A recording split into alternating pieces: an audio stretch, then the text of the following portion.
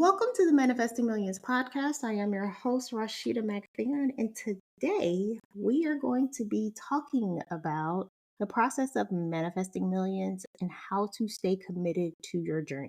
Today is technically the last day of September. It's the 30th, and this is our 30th episode since we launched the podcast this year. So I'm super excited about that. And I want to drop a few wisdom nuggets today in regards to mindset, staying committed and consistent to your investment journey as you go on the path of becoming an intelligent investor. Let's start with number one, the power of a committed mindset. At the end of the day, once you identify the goal that you're going to achieve, you have to stay committed to the path and the journey of getting there. And in the process of getting there, there are going to be tons of opportunities that pop up and tons of limitations and or circumstances that pop up that are not going to necessarily direct you towards the straight and narrow path of getting there. How you respond to both of those, whether it's an opportunity or a limitation, is going to ultimately determine how your number plays out in the end. And the reality is, because none of us can control the markets, it is cyclical, which means what goes up must come down. It is a common misconception that the only way you can make money in the investment markets is on the way up, and that is not true. You can also make money on the way down. But in order for you to do that, you have to have a plan, strategy, and steps in place in order to capture those returns. I want you to think about your money, the energy of your money, as this living, breathing entity that you give life to, because money will do what you tell it to do. You direct your money and the way you want it to go into assets to determine whether or not you're going to have a profitable return or a non-profitable return, because you are the one making the decision and picking the asset of where your money is being directed to.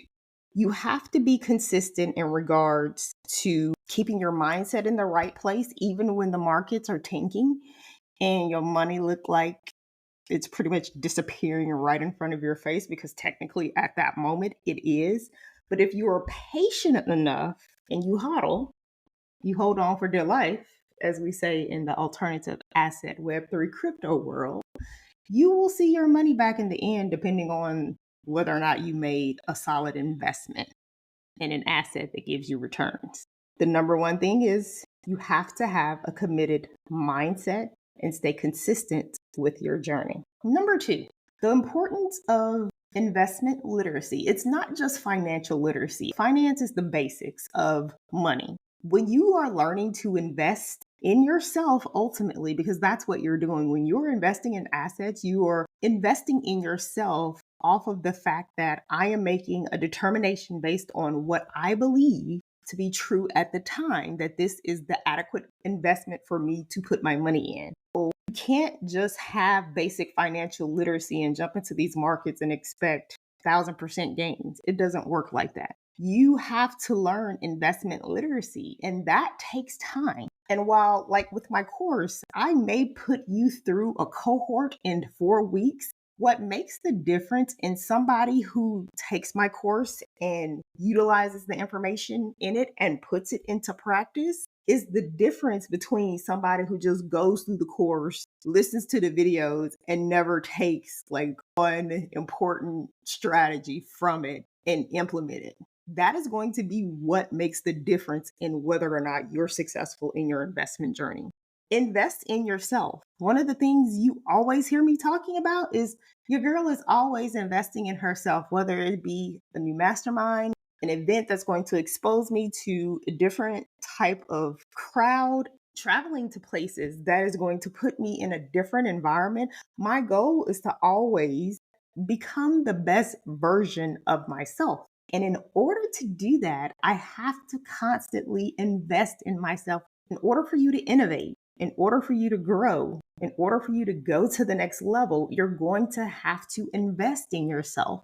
When I did my first mastermind in September of last year, it's just technically hit a year like 2 or 3 days ago. The initial cost was $2,500. And one of the mentees I was talking to kept saying like, oh, she just wants your money. Oh, It's going to cost that much. Is it worth it? What are you going to do? Like, it's almost like she kept putting me on the spot. I have a couple of mentees, but it was kind of like, you have to be mindful of what's going on in other people's lives because their energy can impact yours, even if it's coming from a different power dynamic. And what I did not want to happen from that situation was have her limitations place doubt within me, knowing that I was going to invest in myself and join the mastermind up front anyway. So I had to like silence her doubts. I can hear your questions and hear your opinion, but I can't take advice from you because you don't know what you're talking about. And if you've never made this level of money, there is nothing that you have to offer me in regards to advice that I can take because you haven't been there. At the point of time, oh girl that I was joining, the mastermind, had amassed $85 million in the past 15 years of being an online marketer and course creation. And she hit the $100 million mark after our cohort came through in the fall of last year. And so she's in an interesting place in her business and she knows what she's doing. I'm investing. And you best believe by the end of that cohort, oh girl knew my name or knows my name, so that when I come back to her to offer the results that I did get from investing in myself at the time and following the parts of her framework that worked for me, because without that investment, so many doors would not have opened in my life that's opened over the last year. And what I have a hard time getting my young Gen Z mentees to understand is sometimes you are going to have to pay to play. And that is period. That was true when I was in my 20s. And my organizations that I was working for were investing in my education and sending me to constant finance trainings and banking school and being a part of the Bankers Association. Like every little thing ultimately plays a part in how you end up being successful in life. I don't know where we got this. Let me get something for free. You get nothing for free in this environment, in this country, in this world. And if it is free, trust there is something attached to it, either at the end or in the process that you will end up paying for.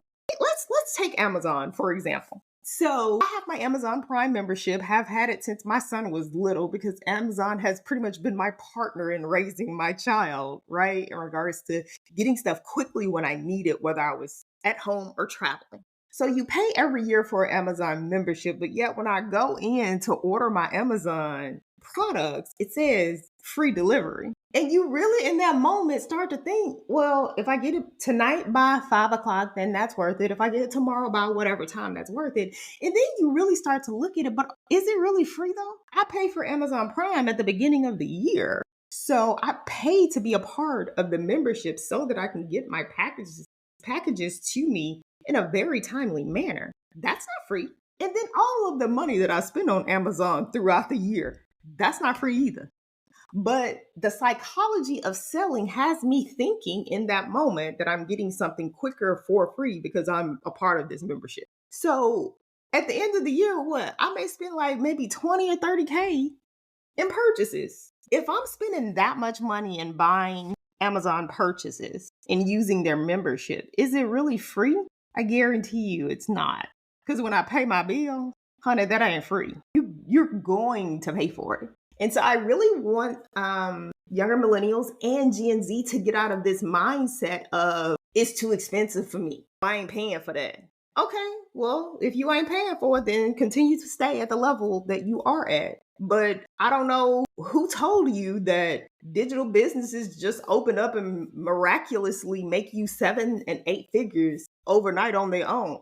And whoever told you that stuff lied to you because that is not the way it works. Yes, I may make money online. There has been nothing easy about learning a whole new process of creating a business and building an online business. And the other thing I want the younger millennials and the younger Gen Zs to get out of is that you're going to make money before when you start a business. It's not like that. That's not the truth. Again, and this is coming from someone who spent years business loans for businesses so they could continue to grow, capital growth. You're going to spend way more money before you ever make $1 in that business. Just know that. And it is not like, that little ads you see, all these small business grants and all that stuff. Yeah, whatever. You don't get anything in this life for free. And the quicker you adopt that mentality, the easier it will be for you. Okay, I'm off my soapbox. Invest in your investment intelligence so that you can increase your investment literacy. Number 3, staying consistent and patient. As I mentioned in number 2, nothing happens overnight. It is not an overnight process.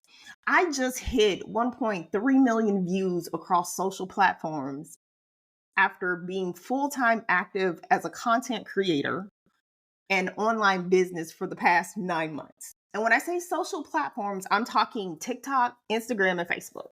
Instagram and Facebook are pretty much the same thing now. But it took me 9 months to get there. Are there other people getting there sooner? Yeah, maybe. That's not me. I am paying attention to my journey and what is going on with me as I'm building my business brick by brick, as I'm using the protocols that I purchased and following them to the point that it feels aligned to me, and not following them when it doesn't feel aligned and I feel like I need to veer from the trajectory that was given to me so that it works for my business. Did I start out with 1.3 million views?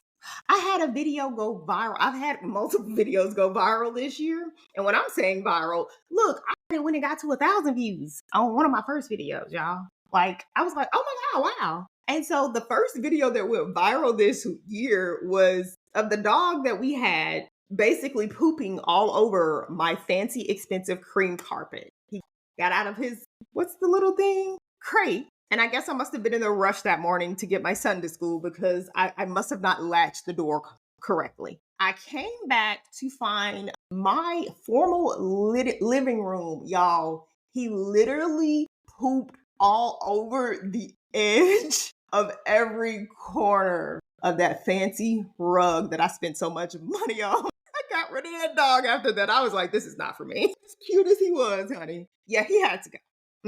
And what I didn't realize at the time was that he equated the cream rug with being a puppy pad, the little puppy pads we were using to train him on. And he was looking for somewhere to go to the bathroom, and he thought that that was it. That was a really, really bad choice for that dog. Anyway, that video went viral at 33,000 views within the matter of me posting it in like 2 days. And I was like, are y'all for real? Posted all this content, and what goes viral is the dog pooping all over my fancy rug. Oh my gosh. But nevertheless, like, that video taught me about how to include things in my videos that would catch attention. I hate that it took the dog doing all that in order for me to get that lesson, but like, I learned from it. Right? That $3,000 dog, child, I had to get rid of him. He was a mini poodle. He was a goldish red mini poodle. He was cute as can be.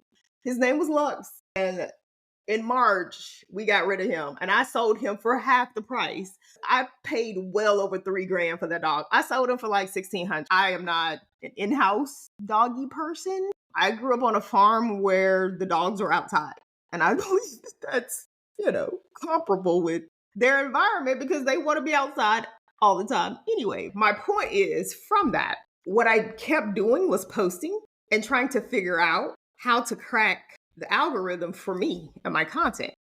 At that hard lesson from Lux, like, it literally started showing me how to put videos together.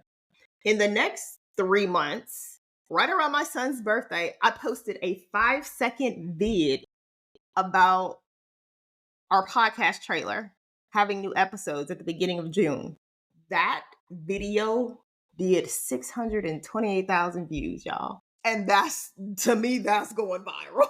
I'm a regular person posting content, trying to figure out how to make content work. And so when that video hit 600,000, bump that, child. When it hit 100,000, like within 4 days, I was like, whoa, like, wow, whoa. And then it just kept growing. And so, and after that, I had another video with no words that hit like 100,000. I posted my son's football video with the crazy clown from TikTok the other day. It hit 20,000. Like my videos are like just popping. And I'm like, I finally figured it out. Do y'all know how many nights and days and how much money I'd invested in myself and trying to get people to teach me what I needed to do in order to get my videos there? It took time. So staying patient and staying consistent, even when the results are not giving you what you want, is so important, which is pretty much like it ties back to the overall purpose of this episode, is being committed. The last one is embracing learning for the journey. I was mentioning in regards to learning how to create content that works for myself, my audience, and the algorithm on whatever platform I'm on is a constant learning journey. I have learned so much stuff over this last 9 months since I launched this business. Y'all, like you can't pay for that. The experience and the exposure that you get when you launch a business and you put yourself out there, it is bar none one of the most authentic experiences that you're ever going to experience if you truly are living the life of a founder slash CEO. Real talk. Every day I wake up, I'm learning something almost new. And it's so funny because it's such a contrast to what I was used to being in corporate finance, because corporate finance is literally built around structure. And that is how I operate in my genius zone. Like, I'm a Virgo. It naturally just flows that way for me to fit into an environment that has rules and structures and guidelines. Like that works for me. So not having that in this business has been interesting. And then the other half of it is being in the mastermind with Amy from earlier this year is that where I felt like I was lacking consistency in systems and processes and structures in my business, I got that on the tail end going into this year that I didn't get just being in her initial container at the end of last year. And so she gave me, I just have so much respect for her. And the fact that she is operating in her zone of genius, it allows other people to have the opportunity to create the same freedom and flexibility in regards to income for their lives through digital courses. Learning is a part of the journey. You're never going to stop learning. It is going to be a part of the journey always. And so that's it. To recap, let's go back through the concept of staying committed to your journey of manifesting millions. Number one, we're going to stay committed to having a powerful mindset. Number two, we're going to embrace the importance of investment literacy. Number three, we're going to stay consistent and patient. And then the final thing is number four, we're going to embrace learning as a part of the journey. Listen, you're going to make mistakes. That's what it's for. And at least you know if you're making mistakes in the process of building, at least you know that you're out there trying and doing instead of just sitting back on the sidelines. It's okay to make mistakes. It's okay to fail. I've had videos that have had 24 views, 1 view, 10 views, way before I ever got to my 600,000. And the goal is to get one that does 1 million by the end of the year. You know what I keep doing? Going back to the drawing board, recalibrating and coming back and figuring out what I did wrong, how I could correct it, and how I can get better at it the next time.